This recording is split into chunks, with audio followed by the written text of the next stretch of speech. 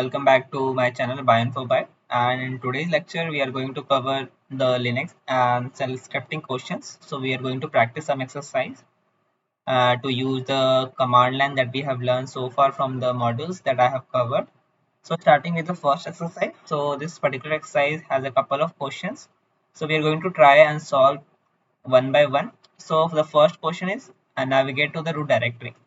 So if you're going to the terminal part, so if we are present or if we are working in some different directory, so if you have to move to the root directory, so to switch between different folders, we use the cd command, and the symbol of root directory is the forward slash. Okay, just press enter. Now you are in the root directory part. So you can see the pwd, this is the root directory, and you can see the content of the root directory.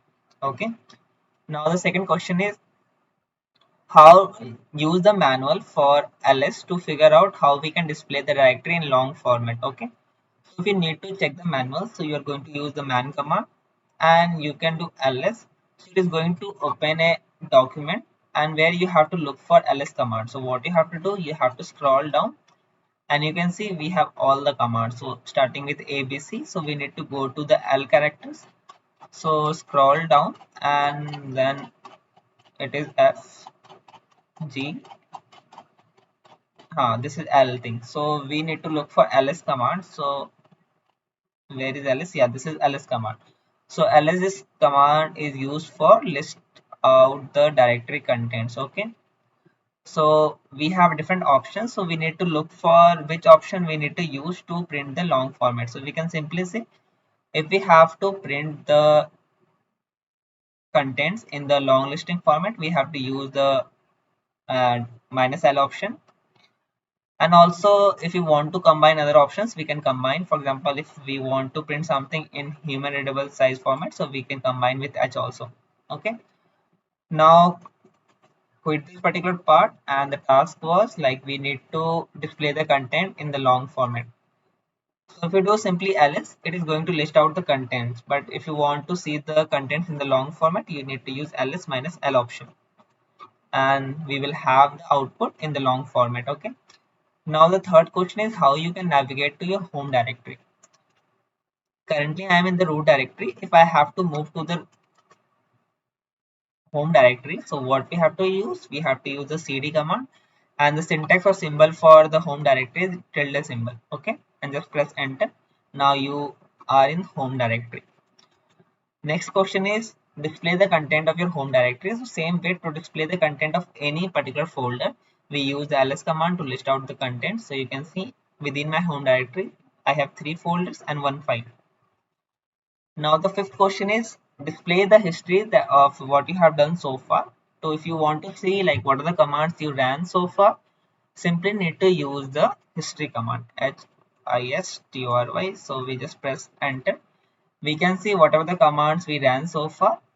If you want to clear the screen, just type clear command and press enter to clear the screen part. Okay. Now the last question is we need to create a shell script file, and then we need to add a line using echo command, and then we have to make the file executable. Okay, so what we have to do, we have to do 3 tasks. Need to create the file first, need to add some lines within a file, and then make this file executable.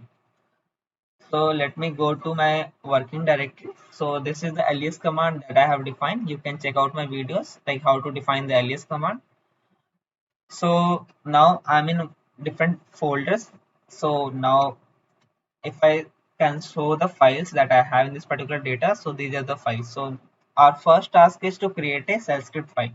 So to create any file, we use touch command, and we are going to create a shell script file, file.sh, press enter. Now if you're going to see the content, we have a new file, file.sh. Okay, there are 2 ways we can use to add the line of content within a file.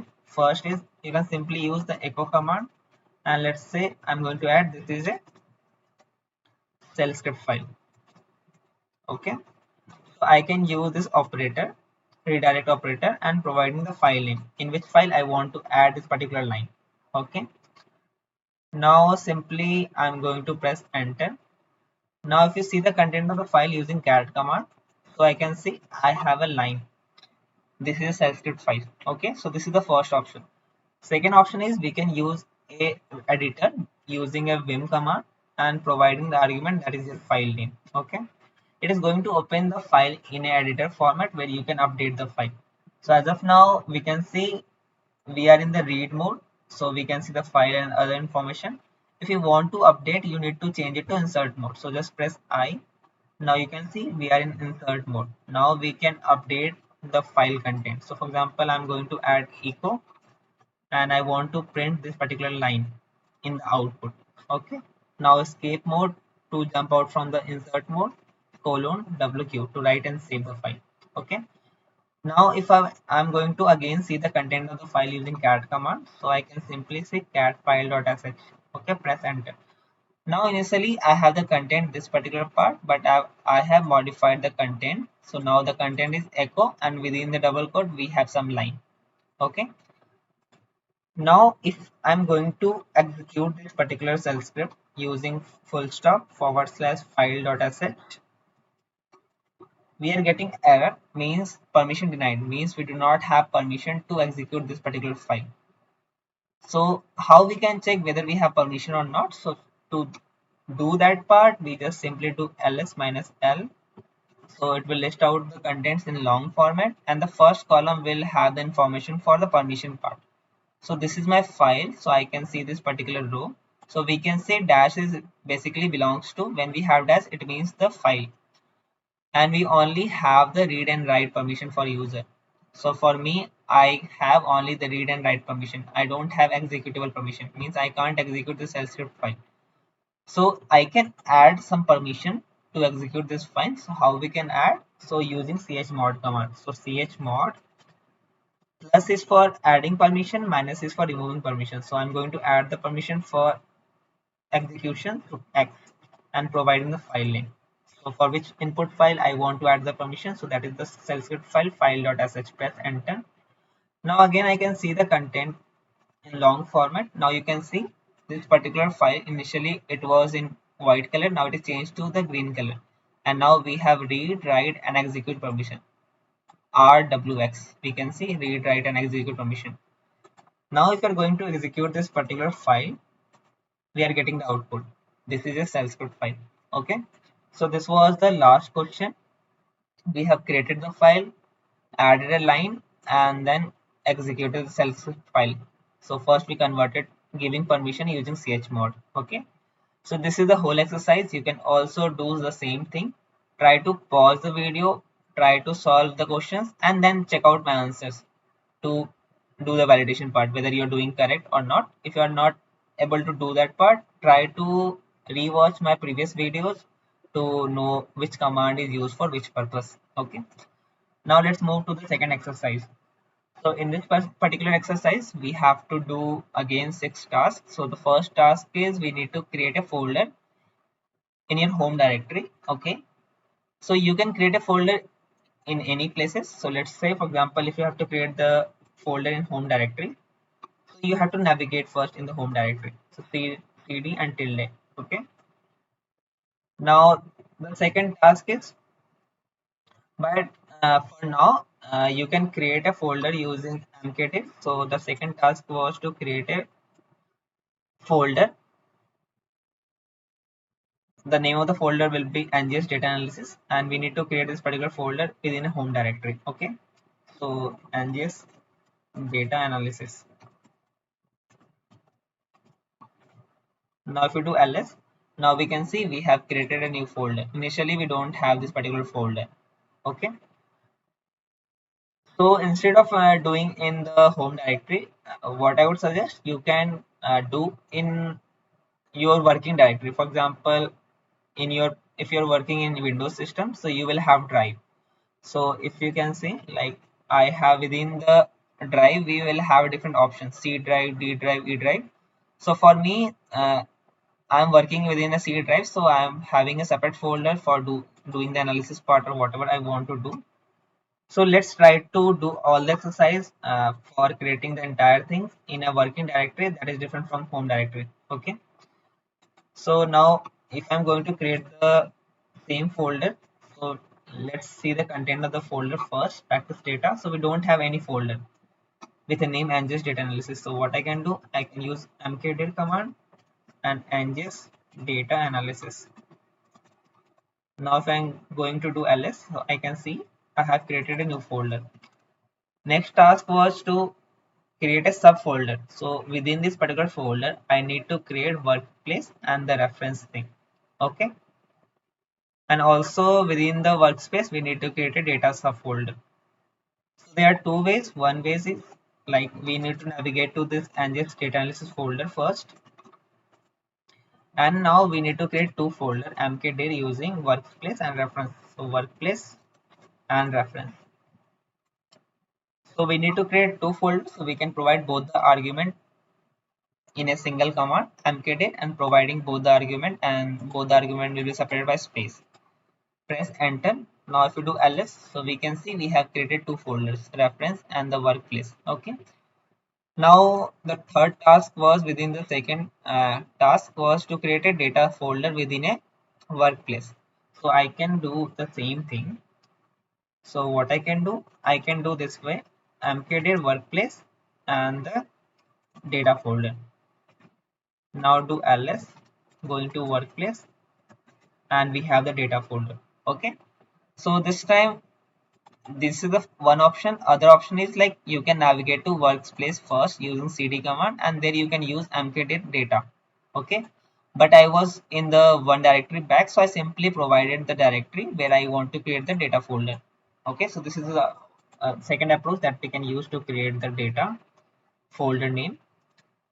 Now the third task is, now I need to download the data, human gene annotation, human genome, and any data, RNA-seq data. Okay. So what we can do to download these files, so we can simply, like let's say we can download. So how I reach to this level? So you just need to go to NCBI. So this is the official website of NCBI, and then I can search for human genome. So in the left hand side, all database is there, and I just wrote human genome, look for search. Now it will search for the things, and you will see human sapiens reference genome HG38. So you just need to click on that part. So there are two options to download. What you can do, there is an option to download. If you click on that part, so you will have a lot of options. So what information you want to download? For example, I want to download GTF file. I want to download the GFF file and the genome sequence FASTA file. Okay, just need to check out these box and click on download. Okay, but as of now we are doing everything using command line, so I want to stick with that part. So we can click on FTP. So when you are going to click on FTP, you will have all the files information. So let's say for example I need to download the GFF file. So this is the annotation file. So the question was to have the human gene annotation and human genome file. So there are two annotation, either it can be GTF or GFF. So let's see, I want to download the annotation GTF file. So just do right click and copy link address. Okay. Now went to the terminal part and clear the screen first, and we are going to use wget command. Okay. So we are in the workplace. Okay. Now we use wget command and provided the paste the link that we have copied from that particular website, NCBI website. Press enter. Now it is going to connect to that particular website and it is going to download the data. So you can see the data is downloading. So the size of the data is around 75 MB. So it will take some time, 1 or 2 minutes max to max, and then we will have the data in our working directory. Okay. Same way, the second thing we have to download is the FASTA, means genome. So you can see the FASTA where we have.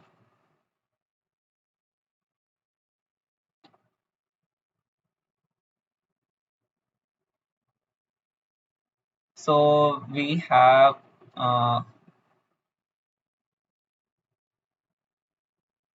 assembly regions, text file. So we have the coding sequence, FASTA file, that F anything.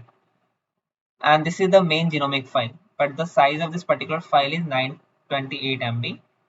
So for particular demo part, I'm not going to download this particular big size file, but because it will take time, but we have to download this particular file because this is the complete genome assembly. We will have all the chromosome information. But for just demo purpose, I'm going to download this FASTA file. So FNA is the file format extension for FASTA. So, and this is 27 MB. So I'm just going to click on and copy the link address. So this particular file is already downloaded. You can see using ls command. So we can see now same way we use wget and provide the link for the FASTA file for the coding sequences. Now again it is going to connect and download the data. Okay.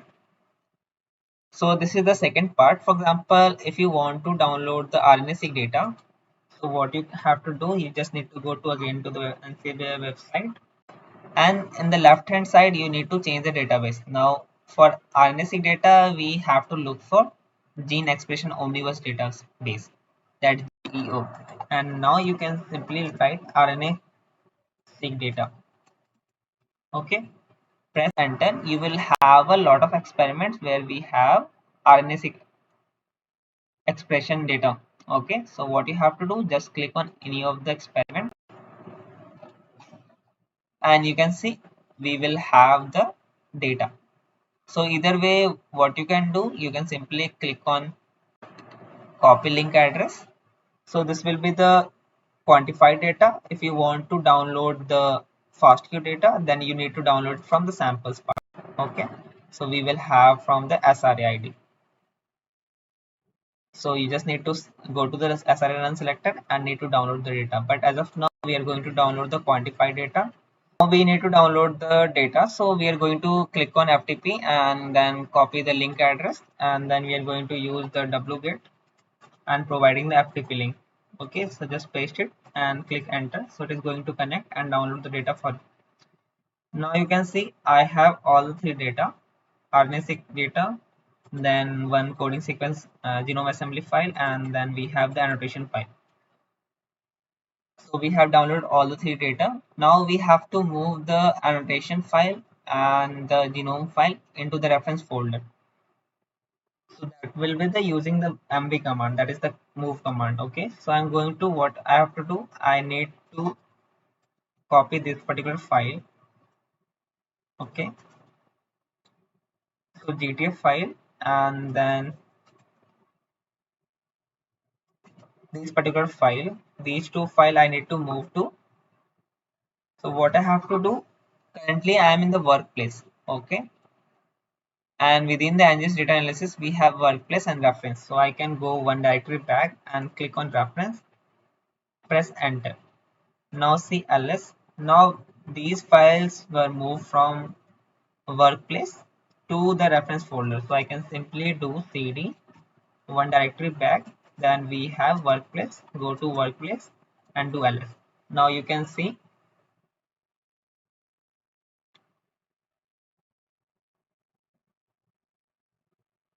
so again we went for workplace, so we went to check for the reference part. So checking the reference part, so we have both the genome FASTA file and the annotation file that we transfer from the workplace directory to the reference directory using mv command. Okay, so now we have covered this particular task 4. Now what we have to do, we have to unzip the files. Okay, so let's say I have these two files, which is a compressed file. I need to uncompress or decompress thing. Okay, so we need to unzip. So let me clear the screen first. ls. So how we can do that part? So one thing is like we can simply use gunzip. We can use gunzip or gzip command. If you are going to use gzip command, then you need to use the -d option. Means you want to decompress the file, providing the argument. So what exactly we want to do? Press enter. Means we are going to decompress the file. Do ls. Now you can see initially the file format was .gz. Now it is replaced with without .gz. Means this is the uncompressed file. Okay, same way we are going to do for this particular file. So we are going to use gun Now this time we can use gunzip. Okay. So for one command, I was using gzip minus d option, and we can do the same thing with gunzip option and providing the file name. So file is G14 and genomic. Enter. So again, it is going to decompress the file, and at the end, we will have both files without the .gz extension. So this particular file size was big, so it will take some time. Now I can do ls. Now you can see we have unzipped both the files. So this was the task, like need to unzip the file. So as of now, we were in the reference folder. So I have shown for how we can do the unzip for that particular folder. Now I want you to do the task for the unzip part for the RNA-seq data that we have downloaded. So you can do the same thing. You can also download the data, follow the same steps. Then you will have the data.gz file and you need to unzip it. Okay. Now we need to explore the files regarding size and permission. How we can do that part? If we want to know the size and file permission, we are going to use ls minus l and adding h. So I can read the size in human readable format. Now you can see I have these two files. The size is like this particular annotation file is 1.5 GB and this coding sequence genomic.fnf file is around 349 MB. Okay. And we only have the read and write permission. Okay. So these things we can check using this particular command. So we have covered the exercise 2 also. Now we are going to cover the last exercise. So we have a couple of questions. So these questions are very useful, for example, for any computational biologist, scientist, or bioinformatician, because if you're a beginner, you need to know which command is used for which purpose. And also for interview purpose, in interview, also they're going to ask some basic questions. So you should know. If you have the Linux thing in your resume, so you need to know like which commands is used for which purpose. So starting with the first question. So what is the command to change the directory in Linux? So as we already know, if you want to switch between different directory, we are going to use the cd command. Okay. Next question is how do you list the content of a directory? So let's try to do the exercise one by one. So let's say I'm in reference folder. So I want right now I'm in unchanged data analysis folder. If I want to move to any directory, I can use the cd command and I can jump into that particular folder. So this is the first question. Which command can we use to change directory? So that is the cd command. How do you list the contents of a directory? So if you want to see the content of any directory, we are going to use the ls command. That is the listing the contents command. So press ls, it will show the content. Next question, how do you display the current working directory in the Linux? Means we need to use pwd, path of the working directory. So this is the entire path, absolute path of the working directory that I'm currently working. So we can use the pwd. What is the command to copy a file in Linux? So simply, let's say for example, I have this particular file and I want to copy. So we need to use cp command. So let's say I want to copy this particular file cds thing and let's say template.fna. So I'm going to copy the content of this particular file and going to paste in this particular file. Press enter. So what it will do, it will copy the content of the same file and we will have a new file which is the same thing, storing the same information. So we can use the cp command to copy a file in Linux. How do you move a file to a different directory in Linux? That we already seen in the previous exercise using the mv command. We can use to move a file from one directory to other directory. Okay. Now the last question, sixth question is what is the command to remove a file in Linux? Means you want to delete a file. So let's say I want to delete this particular template file. So I can use simply rm command. Rm and providing the file as an argument. Press enter. So now if you do ls, we don't have any file with a name template.fna. So in Linux system, the command which is used to remove a file in Linux is rm. Okay. So to delete a file or remove a file, use rm command. If you are dealing with a directory, that you need to provide an option -r. Okay. How do you create an empty file in Linux? So creating an empty file, we use touch command. So touch command is used to create a new file. For example, I want to create new file.txt. So touch is used to create a new file. But then the next question was, how do you create a new directory? So creating a directory, the command is mkdir. Okay. So the command is mkdir. So as of now, we have covered till question 8. So I can write it here also. The command for change directory was cd. So you can use it as for reference. For list out the contents, the command was ls. And how to display the current working directory? So that command was pwd. Then what is the command to copy a file in Linux system? So the command was cp. Now how do you move a file to a different directory using the mp command? What is the command to remove a file in Linux? So that is the rm command. So we have, so you can say rm. Okay, I can write this way also. Now let me rub this. So r and m command. Okay, how to create an empty file? So using touch command. So I can create an empty file using touch command. So it's hard to write with a mouse. So how do you create a new directory? So using mkdir. So we can use mkdir command for creating any directory in Linux system. So what is the command to remove a directory in Linux? So if you're going to remove an empty directory, so you can simply use rmdir command to remove an empty directory. But for example, if you want to delete a directory that contains files and subfolders, so that time what you have to use rm minus r. Okay, so this option you need to use minus rm minus r. How do you display the content of file in Linux? Display the content of the file, we use cat command that I have already shown you. Okay, we use cat command. Other option we have is like head command,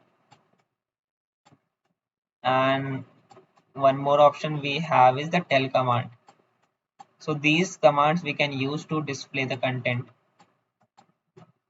So this will display the entire content. We will have option like this will display the top starting lines, and this will display the bottom lines, bottom few lines. Okay, how do you set file permission in Linux using chmod? So we have seen, so in the previous exercise we have added a permission.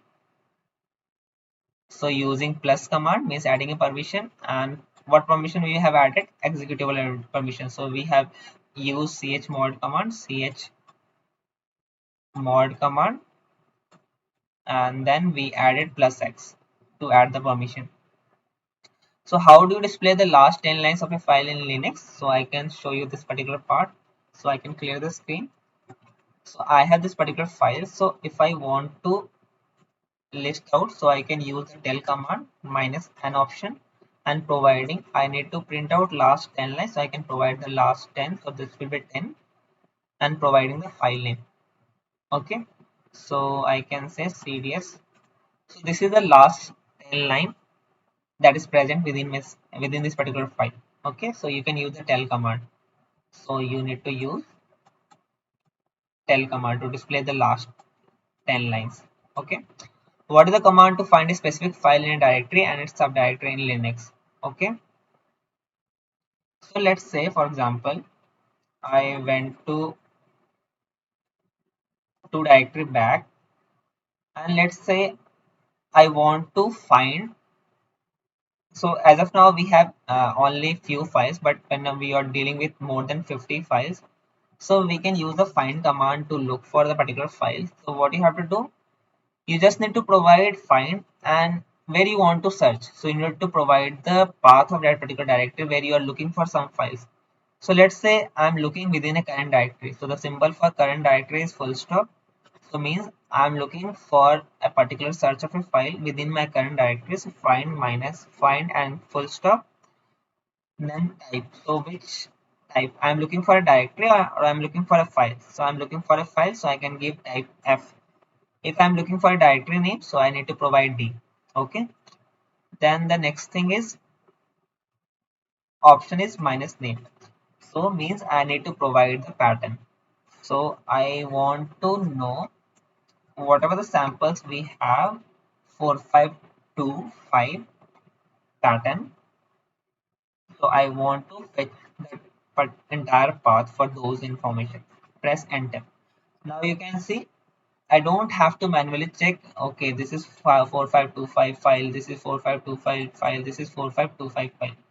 So I can simply do it with pattern using find command, and we can have in this particular directory, I have three files which is matching this pattern 4525.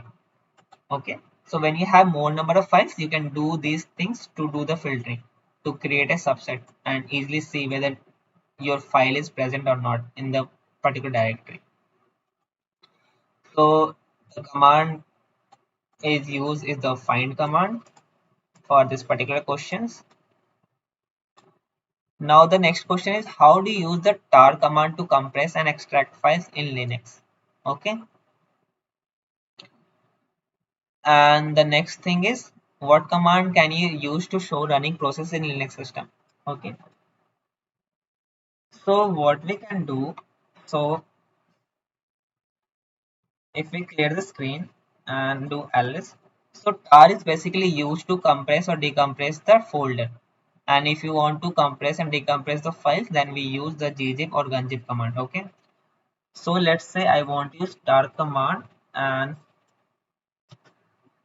this is the option. So, and providing, for example, let's say I can give abc.tar.gz. So this is the file name I want to create and which file I want to compress. So I am going to compress and this data analysis file. Okay. Press enter.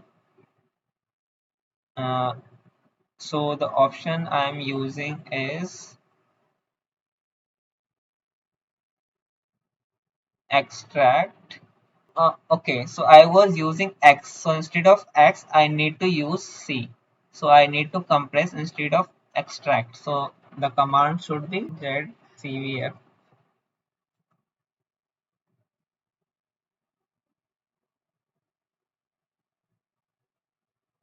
So we need to use ZVCF thing and press enter.